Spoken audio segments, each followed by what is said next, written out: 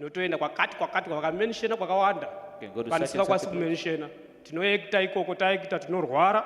we act in those Tinogona kuenda places. wheelchair. We fake sickness, we're on wheelchairs. Tinogona one of I know, I even know the people involved and the men of God that actually hired people. Sorry prophet, vakatoti uya tikudzidzise kuti unoziva vana baba vako vane zvavakaita kuti vaite manamba akawa tiri kuticha. To even Uri pay kwati maya somebody to- level yetsotsi You are admiring the level of a crook rotori nebudget who has a budget set aside neteam and a team inogarisa varwere pasi that's there to make the sick sit down. neaccount And an account yechechi of the church inobhadhara vanhu meant for paying out people kuti tiitapora. to fake miracles. This is what Zigo was talking about. That was this is what Zigo was saying. A very good morning to you, ladies and gentlemen. By the time you watch this video, kunenge 8, 9 or 10 makuseni saka tongogara takumhoresai. We've got a video here by Prophet Emmanuel Makandiwa. This is a cutout from the Sunday service yavakaita. If you want to watch the video in its fullness, you just check the recent Sunday service kubva pane date ranhasi. I think it is 27 July. Prophet Emmanuel Makandiwa, as usual, is responding to a Q&A, question and answer. So but he is looking for my questions. They might have a misunderstanding or something of that sort, and he comes to do a teaching based on that. And he's asked about my miracles, and in the end, about my staged miracles which we are seeing ari kuitika mumachechi akawanda. There is yatinoti mushrooming of churches, which means machechi ari kungonyoka asina history atisingazoiti akabva kupi achienda kupi. Tozongonzwa kuti kwana prophet ningi kwakati, kwana apostle ningi kwakati, and machechi hatiazive. And one of the ways that these churches are using to grow their fan base, I don't want to say members, because my members vanhu vanotoziva kuti panapa pakaitwa foundation school, panapa pakabhabhatidzwa vanhu, panapa parikuitwa maseo group, panapa pari kutichwa vanhu shoko raMwari. But most of these churches, they attract fans, people who just come to watch these fake miracles. They come to watch my performance. And so that's my fake, but my performance. They come to watch these actors, my hired actors, with their chief actor and the prophet, but you fake my miracle, and they ululate, they are mesmerized, and they enjoy. That's the same way that people go and watch movies, good cinema. So Prophet Emmanuel Makandiwa is going to talk about that in the video, and a whole lot of other issues, including how my men of God, mamaru top aya, how they scam my junior men of God, and that my spiritual son avo, and they make them pay a lot of money and not my subscription fees. And then in the end, fake miracles actual, which is actually said.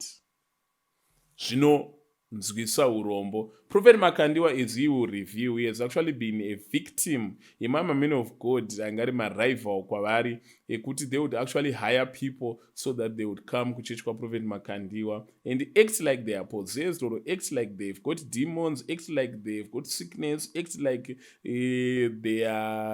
they've got my disabilities. And Prophet Makandiwa, maybe you would fall victim to our namatiro for someone, and then in the end, it was the Prophet Makandiwa like actor drama.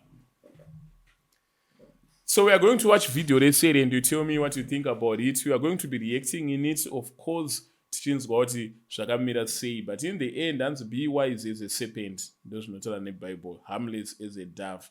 Be wise as a serpent. Harmless as a dove. So let us watch the video and you tell me what you think about it. Before we do it, can I win anything chaonoda chineche kuita nema solar? Can I win anything chineche kuita nema bow? Solar and bow installation. Core logos solar take on the numbers that are showing on the screen. Vakomanave logos, these are the number 1. These are the tried, tested and approved in Zimbabwe. Vabatepa number rubuda pa screen, vanokuitira skillful. munogona kungovaudza futi kuti matumwa naZigo customer care yacho inobva yawedzeresa zvekuti munogona kutopiwa kana lunch ikoko. And as well, we've got a company that is going to be launched very, very soon inonzi Zig Tours and Rescue inoita zvemarecovery. Just tell more about it. Mafounders ecompany iyi company yakaitumidza kuti Zig. Bobva ngoti ndiani kwari padhuze naZig for what maybe Zigo panato appointwa brand ambassador. So we are going to talk about it pamberi apa. But without wasting much of the time, let us get into the video.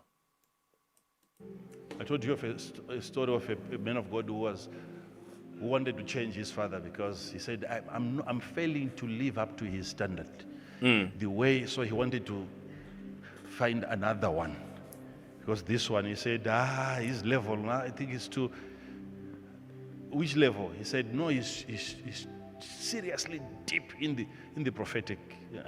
I've been trying to ask him to teach me these things, but it's not falling on me. I don't know what. I said, no, you are even better than him. He said, no, you've never seen him prophet. I said, no, you are even better than him. You have gone past his level already.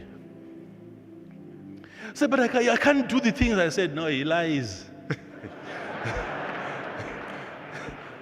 As for you, you are too holy, you are pure, you are righteous. You don't consult the Facebook. But he does. That's why he's more detailed than you. So as of his level, you have since achieved it. Yet a person is crying, I want to be like my father. In what?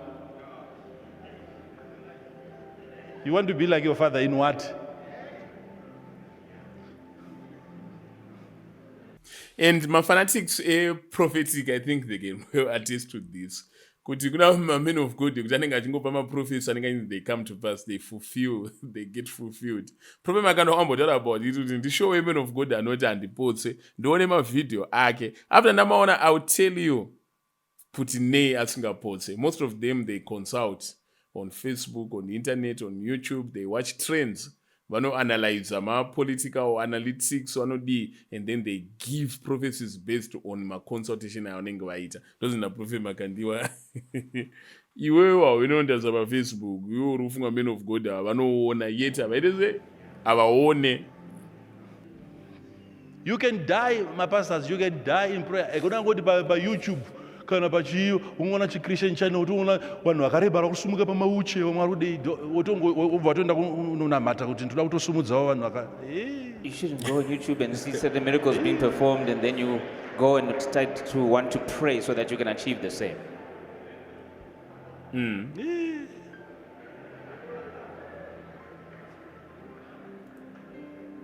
You are at a better level now. Pakutomboti iwe untori mutsvene unotombotya Mwari iwe. In that you still have even the fear Iwe of God. utotozvigona kuti unobhadhara munhu. Because you have that capacity to pay At your someone. level unotori nehana inorova kuti munhu handingabhadhare munhu kuti agare pauche. You are actually fearful to even Uri pay kuadmire somebody. level yetsotsi.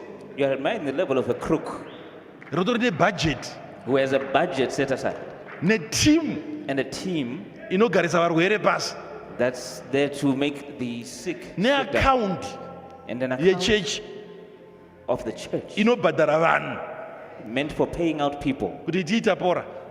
to fake miracles. Iwe unoenda kunonamatira izvozvi zvawaona zvichitwa ndo zvaunonamatirawo. Now imagine you are going to pray for that. Said for you, cannot you believe? Eh?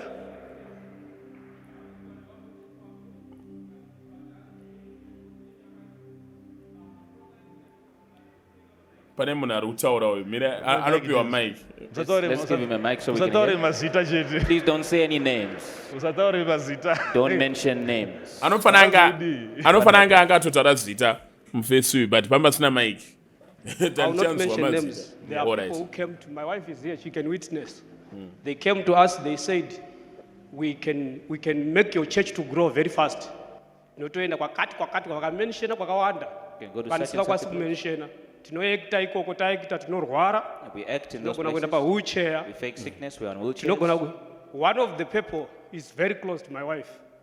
Ndikati kana chechi yangu isikazokuri And I said, if my church is not going to better grow, ndite vanhu 2 nevana vangu. then it's better for me to Kusvika have two Mwari people atendera kuti chechi ikure. and my children until God allows us to grow.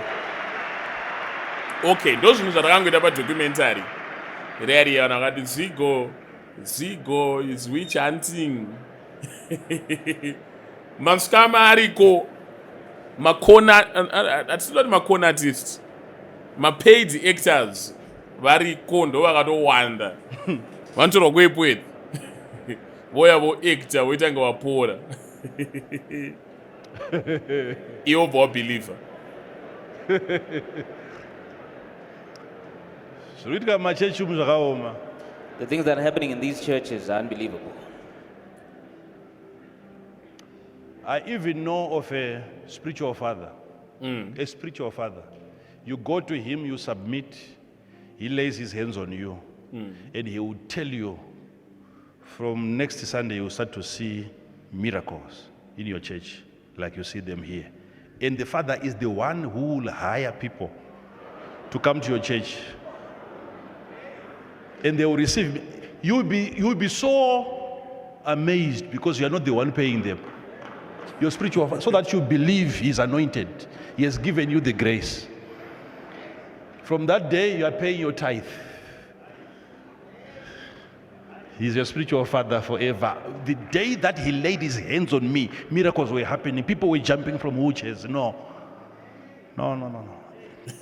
Gimmicks. A father at a level, fatherhood, spiritual fatherhood at that level.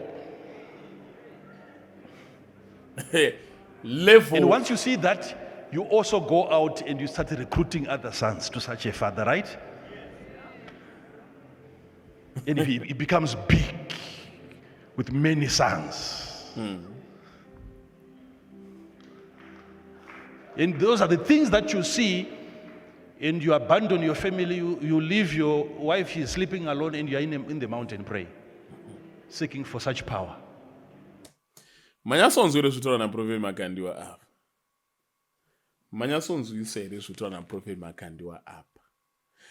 I think vanhu vasingafollow the prophetic orochi, they don't understand these issues in the sense yekuti maprofeti anotanga anotaura competition yemasons. You are measured as to how great you are as a prophet by the number of sons that you have. So normally masons anofana kutera a prophet based on fruits anoratidza kuti uyu munhu waMwari. So they can follow miracles, they can follow character, they can follow the word that is preaching, they can follow a whole lot that is associated with the word of God. But most of them, they follow chiprofita chinoitwa kana mamiracles anoitwa. Saka men of God maombeya zvaakuita anonohaya vanhu. Ahaya vanhu ava, iwewe uri junior prophet, wobva watorwa mwoyo, wobva wauya wobva wati I want to be your son. But I want to be your son, I know a prophet akanzi iwewe you should pay 5,000 US a month for you to be a son. Wobva waita mwana and then you are imparted, wotanga uleiwa mahands nekunamatirwa. Wobva watoti ndane chipo chekudzinga madhimoni, ndane chipo chekuprofita, ndane chipo chekuporesa vanhu, kusimudza vanhu pamawheelchair. Wabhadhara 5,000 US. Paunoenda next week kuchurch kwako, that prophet you paid 5,000 US without you knowing, anobva enda kuEpworth, obva anobhadhara vanhu vanobva vauya vari pamawheelchair kuchechi kwako, vamwe vanouya vazobuda madhimoni kuchechi kwako, vamwe vaunouya wekuti unongori kana wakuprofita wachibvumirana nezvauri kutaura. Iwe wobva wafunga kuti wakutoona nyamba ndiprofeti vari kutambisa merry go round. For that prophet, it doesn't cost him more than $200 to do that because marese with $20 for those actors. If you just get 5 actor, it's $100. And you won't believe wakawaita vanobhadhara 4,000 or 5,000 US worth of seed. Those are good if you want to Prophet For your own Makandiwa. information, if you are going to be doing it and you are paying people and then the church starts to grow, you will soon realize it's not the church. You can't keep such an audience. Everyone who is going to be attracted is going to become a member based on those things. You will soon realize it's not a church. You will not find rest. You will not even leave your phone at home. inenge isisiri church anenge On ama-funds a daily basis, you are on your phone. You have to be covering up on those issues. It's problem after problem.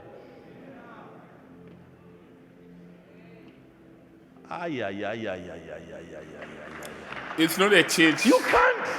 ma-funds ma-funds ndo anoyazona ama-performance ndo anoyazona There ama-stage won't be enough money. You pay them today, you have to pay them tomorrow. After 1 week, they are broke, they are back. They are reminding you, There was that one transaction that we did, so things aren't really well right now.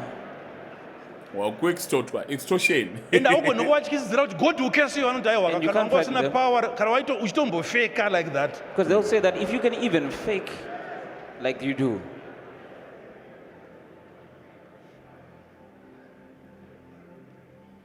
And those schemes are taking place. Do you know so far we have a number of people and we have taken their information and they've told us. We've had such situations even in this church. I know, I even know the people involved and the men of God that actually hired people and they brought them here. Just so that when they recover from here, they have some footages back home, as if it was me doing it. seterwa pena And I have a list of those people and the men of God involved and how much those people were paid. But when I'm moving around, it's not every time that I'm prophesying. But simply because they saw that I'm not into that culture, they said, let's destroy that area. Well, some cases, we have recordings here. And I've told you part of it before. Yeah, people that were never HIV positive before. Coming here wanting to pretend like they are recovering from a sickness and so on. But when it comes out now on social media, it will be me now hiring those people. That's true, men of God. We've had people faking HIV results, that you prayed for them and they became HIV negative. Yeah. And another case which you actually forewarned us of somebody who came with a pillow in the tummy pretending like she was overdue. But he had given us a warning that somebody is going to come and they will try to expose that they were overdue and then remove the pillow in front of the cameras.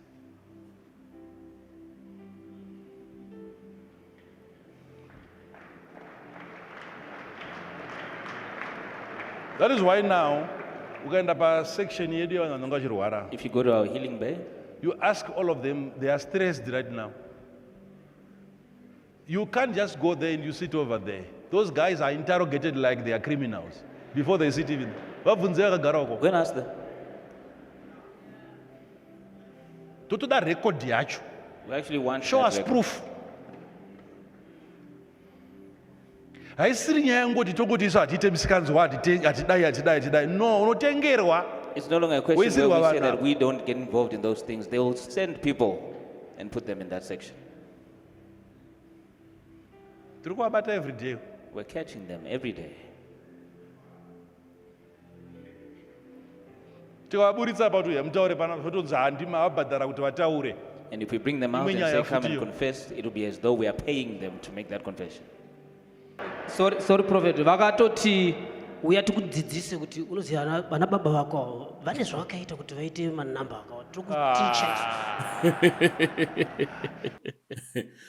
So ladies and gentlemen, that is it. Prophet Makandiwa talking about this organized criminal syndicate and otaura inofamba ichihaya vanhu to perform kumachechi so that they lure you with those fake miracles. The advice that I can give you based on what I've known over the years, because I've worked with a lot of fake prophets and the true ones, of course, and advice and not occupy from also the teachings and not from preachers like Siana and what the word of God says. Church ngaibuildwe pana Jesu. Church ngaivakwe pana Jesu. Ndo pakunze foundation iri padombo. On the chief cornerstone, the foundation of the apostles. Vamwe vakavakira paruware, vamwe vakaisa foundation yavo mujecha. Pakauya mhepo, pakauya mvura ikakukurutswa because foundation iyoyo yange isiri strong. Saka church ngaibuildwe pana Jesu. Church ngaibuildwe on the word of God. If there are miracles, the miracles should be true, the miracles should be genuine, and the miracles ndasange ari miracles are self-seeking, ekuti men of God mukurambira wako uende kure so that you draw people unto yourself. Ukwana miracles achita draw people unto a man of God. Just to be reminded of the scripture note, he should be increased so that I decrease. Mungubata zvandiri kutaura. So iwewe ukatanga kuita saman of God, wotanga kuita iwewe zvekustage miracles. Kuchechi kwako wongoti nguva diki diki tatomira zvekutoparidza takutoita zvekuprofita. Nguva diki diki tatomira zvekuparidza takutoita zvemamiracle uchiita ekustage. You only attract fans. You will never attract those who are supposed to be born again, those who are supposed to be members, those who are supposed to follow Jesus Christ. What you will just attract are fans. And what do fans look for? They come and look for a performance. Fans are Japreza, mnowanzwa wazoterera live show ya Japreza. Fans are Winky D. Fans are Comic Elder. All they look for is a performance. And the moment that you stop giving them that performance, avauye unonzwa vakuti Japreza apera, Winky D apera, animona vakuti Comic Pastor apera, vachalaika vachafollowa because they were looking for a performance. But if a church is built on the word of God, those people will continue coming. That explains why mama men of God anenge achimboti akapisa wozongona church kwawo kusina vanhu. It's because they couldn't keep it rolling. Miracles, neya prophecy, zviri stage managed, so they couldn't keep it rolling. If you remember, Prophet Makandiwa pane time yavakamboita zveprophetic zvingaite nezvehealings kete zvoni ndo zvataingoona chete, but he stopped that and started focusing on the word of God. Profita pano neapa, healing wakuita maybe atisuzvona pamaskrini but hawasi kuzvinyanya ungoti vanenge vachitongopindira izvozvo muchurch, and you see kuti his crowd is remaining constant. Haisi kudzikira. Handimapona zvandaura. Saka advice yandinotopa mamen of God iyi, as a former man of God, ndo advice yandiri kukupa iyi. And iwewe semutendi or iwewe semunhu anoenda kuchechi ukaona uchiva mesmerized nemamiracles nemaprophecies zvekuti kuchechi ndo zvaunofambira, something is really wrong with you. Unogona ngotori mbeu yakasaudzwa kuti inorashwa. You should be excited by the word of God. You should be excited. Of course, miracles should excite you, but we've got a more sure word of prophecy, which is the word of God, which are the scriptures, which you will do well if you believe so. Without wasting much of your time, I'm out, because ndataura zvakawandisa anenzeve dzekunzwa anzwa, but anoignore anoramba achimisleadwa. Even nyangori the elite, hanzi nebhaibheri, in the last days even the elites, they shall also be deceived. Upenga hakuridzirwe bhero, membero dzangu dzazove pedo, muchandishambadza kunge zigo, tichakudanai kumabiko.